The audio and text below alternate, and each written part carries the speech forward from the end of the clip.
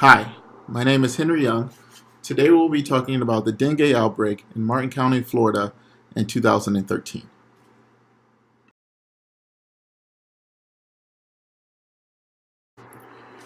Dengue disease is also known as breakbone fever due to the severe pain that it can cause in your muscles and bones. Dengue disease is caused by a dengue virus. There are four types of dengue virus: DENV1, 2, 3, and 4, with DENV1 being the most common. Dengue is endemic in the tropics and subtropics. While it is not endemic in the United States, it is commonly found in regions that U.S. citizens travel to for tourism, such as Latin America, Puerto Rico, the Pacific Islands, and Southeast Asia. Currently, more than one-third of the world's population live in a dengue endemic area and are at risk for dengue infections. There are greater than 100 million cases of dengue infections worldwide each year, and according to the World Health Organization, that number is growing.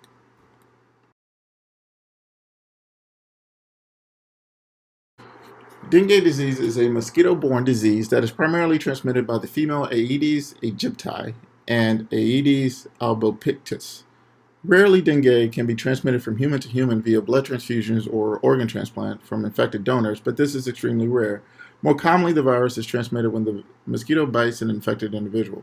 Infected humans can transmit the virus for 4 to 5 days when the viral load is very high in the bloodstream. The Aedes mosquito is able to bite multiple individuals in each feed and is therefore able to spread the infection to multiple individuals during that time. The Aedes lays its eggs in water-filled containers, often found in home and on patios, such as discarded tires, flower basins, ornamental fountains. Eggs hatch when they are submerged in water. The female lays dozens of eggs up to 5 times during their lifetime. The dengue mosquito is able to fly several hundred yards looking for water-filled containers to lay their eggs, and a few mosquitoes per household can produce large dengue outbreaks.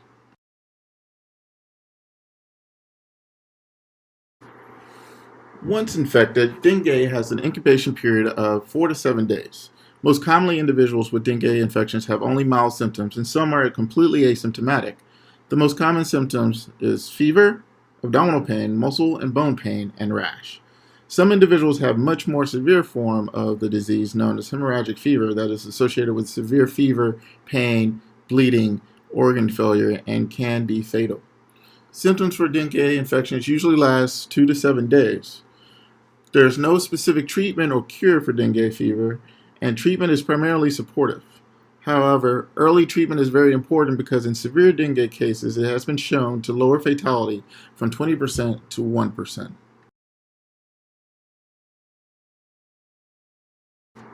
In Martin County, the trigger case was identified on August 14th. It was the first reported case. The symptoms started on August 1st per the patient. Initially, the healthcare providers were not sure what caused the infection and thought that the infection may be the result of a chemical exposure. After dengue testing confirmed the initial case, 2 additional exposures occurred during the same week. All 3 of the initial cases have been bitten by mosquitoes while in the Rio neighborhood in Martin County. After the diagnosis was confirmed, the county health department released a mosquito-borne illness advisory and intensified active surveillance and mosquito control efforts. By August 23rd, there were 7 total cases in Martin County, and some cases were identified in downtown Jensen Beach, a neighboring community. After which, a local emergency was declared. Marty Baum, who was one of the first individuals infected, described the infection as, "There's absolutely no comfortable way to be. If you lie still, it hurts. If you move, it hurts."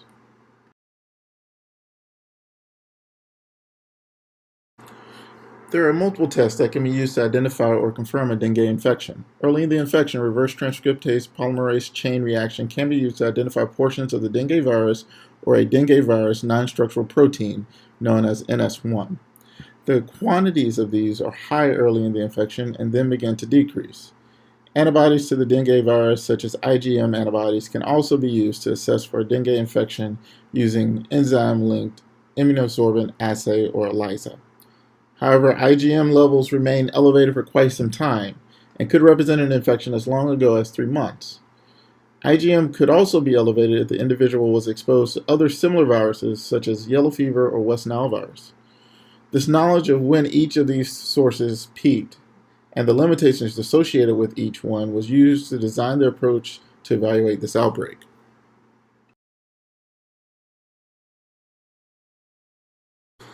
Here are the definitions used to categorize each individual. Clinical case definition for dengue infection was a febrile illness with two or more of the following: ocular pain, headache, rash, myalgia, arthralgia, leukopenia, or hemorrhagic findings. An individual was classified as a suspected case if they met the clinical case definition and were linked epidemiologically to a case of dengue. An individual was classified as probable if they met the clinical case definition and had laboratory findings concerning for a presumptive infection such as IgM antibodies. An individual was classified as a confirmed case if they met the clinical case definition and had confirmatory lab results such as reverse transcriptase polymerase chain reaction for dengue virus nucleic acid or dengue NS1.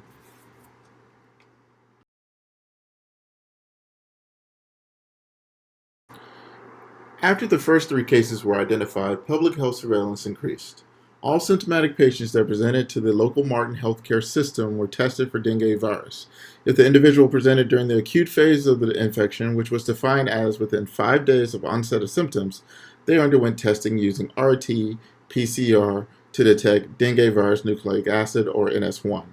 If the individual presented greater than 5 days after the onset of symptoms or the RT-PCR was negative, then IgM antibody testing was performed.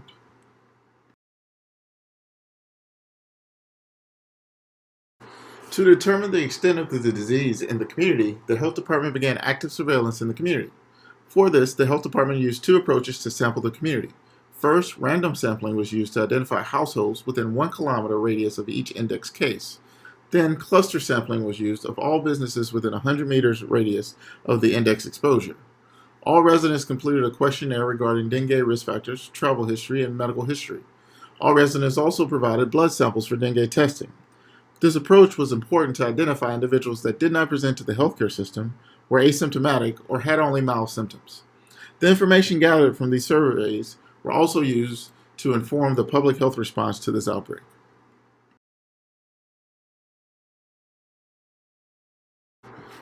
After the active surveillance was completed, there were 28 individuals identified to have recent dengue infection. 24 of those individuals reported symptoms consistent with dengue infection.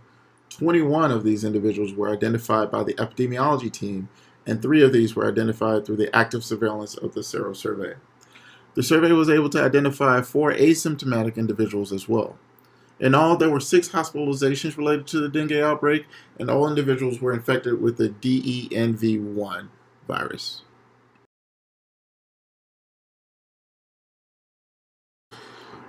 This is the epidemiology curve of this outbreak provided by the Florida Department of Health. This graph displays the week the illness started for the 24 individuals that reported symptoms related to their dengue infection. All individuals involved in this outbreak became ill between June 16th and September 8th.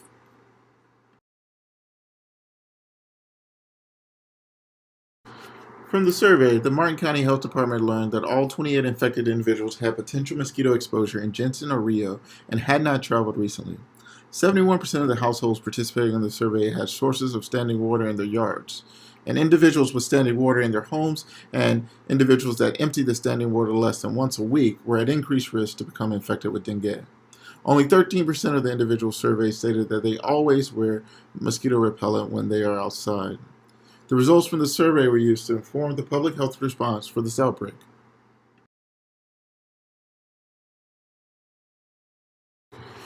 Because the primary vector for dengue transmission is the Aedes mosquito, the Martin County mosquito control teams responded early in this outbreak to assess the local Aedes population. The control teams went door to door throughout the community identifying potential breeding grounds for the Aedes aegypti. On August 25th, 11 days after the initial case was identified, the Martin County Mosquito Control Team found that 38% of the homes in Rio had areas with Aedes aegypti larvae. These areas were treated, and upon second assessment in September, only 18% of locations in Rio had Aedes larvae. When the assessment was expanded to involve nearby Jensen Beach, 100% of sites tested had Aedes larvae. After treatment of these sites, the following inspection found almost no signs of Aedes aegypti breeding.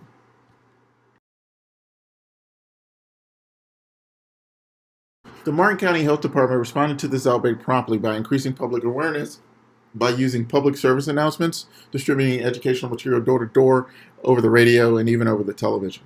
They also promoted the drain and cover approach, which encourages draining standing water, covering your skin, using mosquito repellent, and covering windows with screens to keep mosquitoes out of your home. The CDC provided local training to healthcare providers about identifying, screening, and reporting potential dengue cases. Although a rare form of transmission, blood banks in the area halted all blood transfusions for Martin and St. Lucie County during the outbreak, and there was enhanced mosquito control efforts.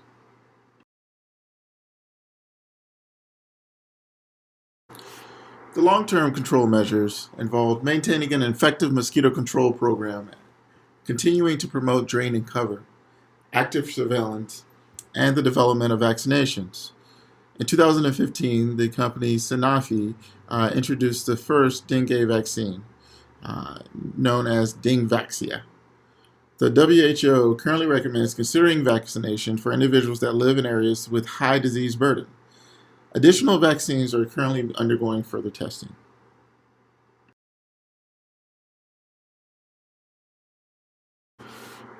Overall, the Martin County Health Department did an excellent job in addressing this outbreak with a response that was both rapid and thorough. This outbreak was significant because it represents an increase in frequency of mosquito-borne illnesses in Florida. Prior to the outbreak in Key West in 2009, the last dengue outbreak in Florida was in 1934. However, since the outbreak, there have been reports of dengue infections in Florida almost every year. The outbreak in Martin County also represented a phylogenetically different virus that was introduced into Florida and has resulted in persistent transmission. Another cause for concern is the vector that transmits these viruses can also transmit other viruses such as Zika, yellow fever, or chikungunya. This highlights the importance of maintaining an effective mosquito control program and continued surveillance.